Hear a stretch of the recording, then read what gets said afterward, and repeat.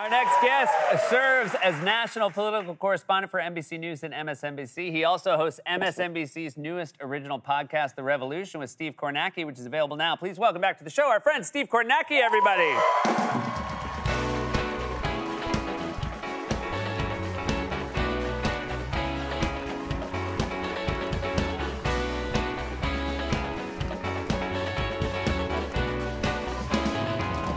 I'll just jump in. I'll ask the question everyone would want me to ask. How much sleep have you had? 80 minutes. An 80-minute nap. When did the 80-minute nap take place? About an hour before I came over here. Okay, well, you look very fresh. I'm a little groggy, I apologize. Thank you. So, you know, you have a reputation, a well-earned one, of being able to process this data as it's coming in real time and helping explain it to those of us who are laymen watching at home.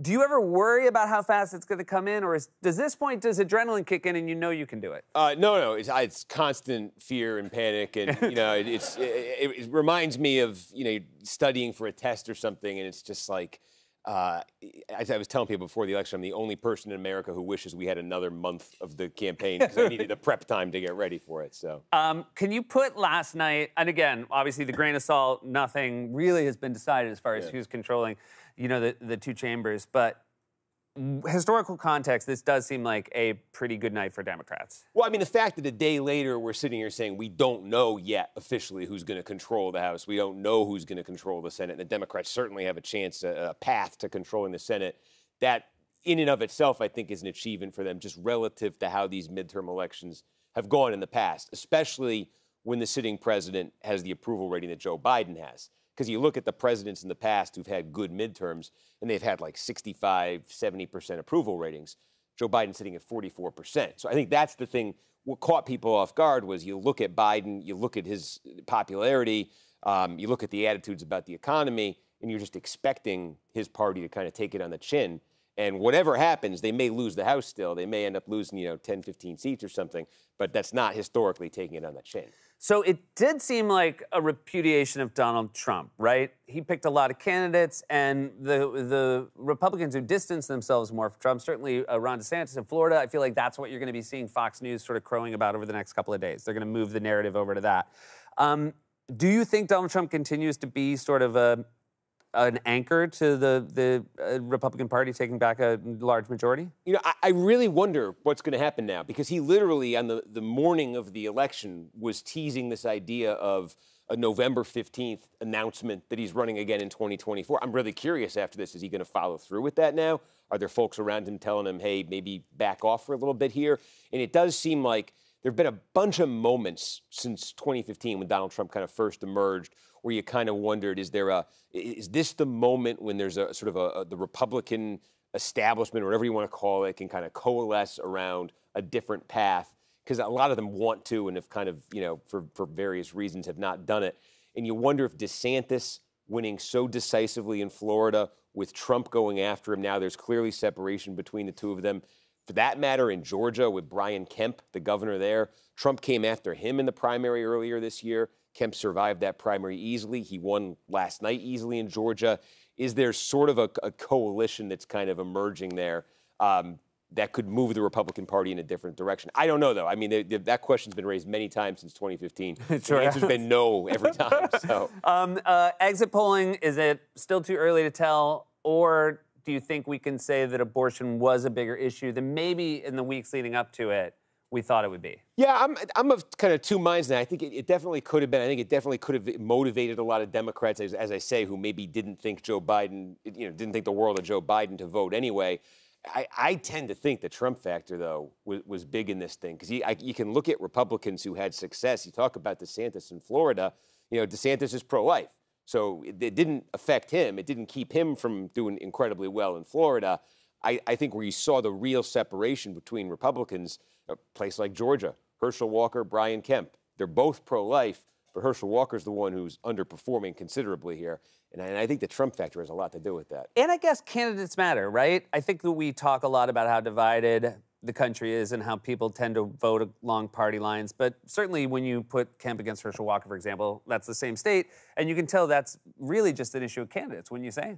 Yeah, look, in Kemp, there's a voter in Georgia. And in Georgia, it's really in the Atlanta suburbs, who is not nuts about Joe Biden, really doesn't like the Democratic Party, but really doesn't like Donald Trump. And, Kemp checks every box for them because Kemp isn't a Democrat, he's a conservative, but he also vouched for the 2020 election in Georgia. Trump said, well, that's it. That disqualifies you as governor. I'm sending in somebody to run against you in a primary. And Kemp stood his ground and won the primary. And to that voter, Kemp suddenly became a very attractive candidate. And somebody like Herschel Walker, who's much more closely aligned with Donald Trump, but it doesn't have that kind of a story, you could see these big Republican counties, sort of on the outskirts of the Atlanta metro area. It was really striking. You're seeing these 7-8 point differences between where Kemp is running and where Walker's running last night. How far could I zoom in on a district without you knowing what district it was on one of those maps? Is this the setup for a test here? No, it's not. But as you're saying, yeah, if I just showed you the lines of a county, could you be like, I know where that is? Yeah, but there's 3,100 of them. Trust me, a lot of them look similar. You have this podcast, The Revolution. Yeah. This is about Newt Gingrich. It's about 1994. Was this something that has fascinated you for a long time? Yeah, I mean, 94 was one of the first elections, believe it or not, I was kind of into this stuff as a kid. But yeah. It was, so 94 was kind of a formative one for me. But it was a big deal because I just remember the Democrats had controlled Congress. They controlled the House for 40 straight years heading into 94. And I remember my introduction to politics was that it was just the idea of Republicans controlling Congress was just unthinkable. In 94, all of a sudden, it happens. And as I look back, it's a point of reference for me, but as I look back over the last generation, I really think it was the starting point of where we are today, which is politics really is this nationalized thing. I grew up in Massachusetts. Tip O'Neill, when I was a kid, was a towering political figure. He was a Speaker of the House in the 1980s.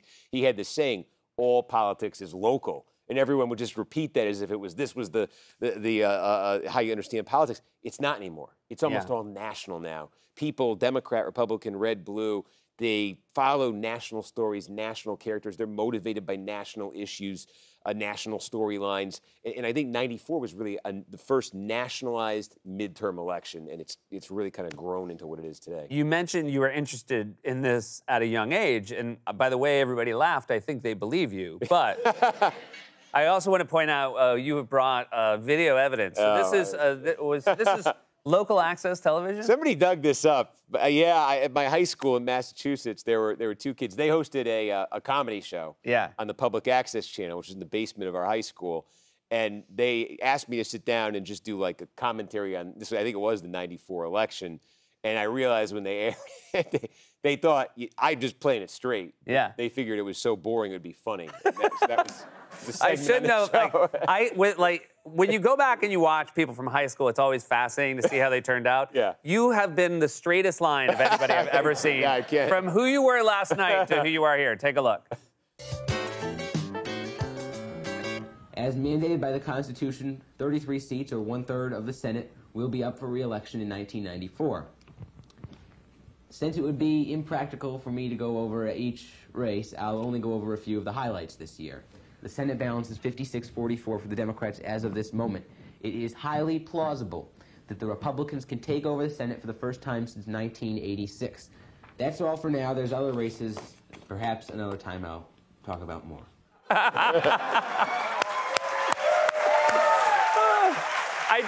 I wish it ended with like, and one day I'm gonna have a giant map, and I'm gonna be able to zoom in on that map. Hey, it was really, I mean this from the bottom of my heart. Every time I go through this, it's really lovely to have you sort of leading the way. Thanks so much for making time for us when you've had 80 minutes of sleep. Yeah, hey. Really appreciate it. Steve Kornacki, everybody. All 6 episodes of his podcast, The Revolution, are available now. We'll be right back with more Late Night.